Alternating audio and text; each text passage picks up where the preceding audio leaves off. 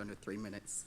Good evening, members. Happy New Year. I'm Jared Evans. I'm an attorney with the NAACP Legal Defense Fund, or LDF, the nation's oldest and foremost civil rights law organization. I'm a Louisiana native and a former law clerk, legislative assistant, and staff attorney with the House of Representatives. So at this point, y'all are well aware of LDF's position on the congressional map. As the 7 maps that LDF and 16 other civil and human rights organizations submitted last year show, it is entirely possible to draw a congressional map with 2 majority-minority districts. In each of our maps, the 2nd district would be anchored by New Orleans, and the 5th district would be anchored by Baton Rouge. Both of these districts would have a Black voting age population of over 7%. The 7 maps submitted by the Civil and Human Rights Coalition illustrate different ways to achieve 2 majority Black opportunity districts while also considering traditional redistricting principles. Each of our maps is more compact than the current congressional map on at least 2 of the 3 widely recognized statistical measures of compactness. We understand that some of you are interested in maintaining roughly the current district alignments and merely tweaking around the edges, rather than drawing 2 majority Black districts, which, as we have explained, is likely required by Section 2 of the Voting Rights Act.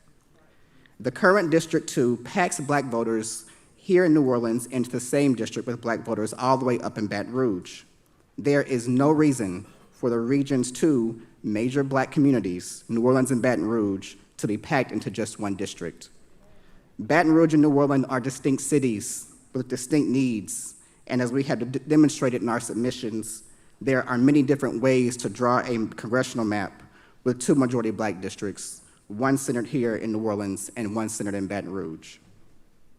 I would also like to implore you to hold 1 remote show hearing that would allow citizens from across the state to testify remotely over Zoom or a similar platform.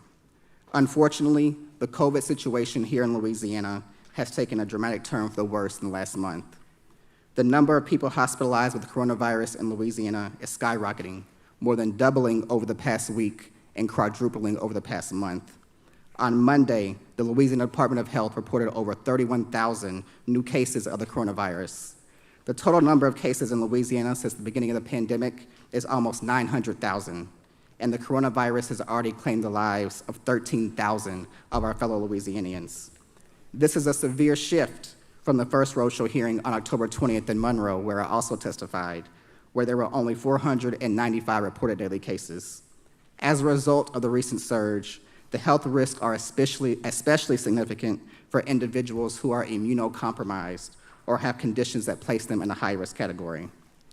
In closing, in the 3 weeks between now and the redistricting session, we once again urge you to hold a virtual roadshow hearing over Zoom that allows members of the public to provide oral testimony. Thank you.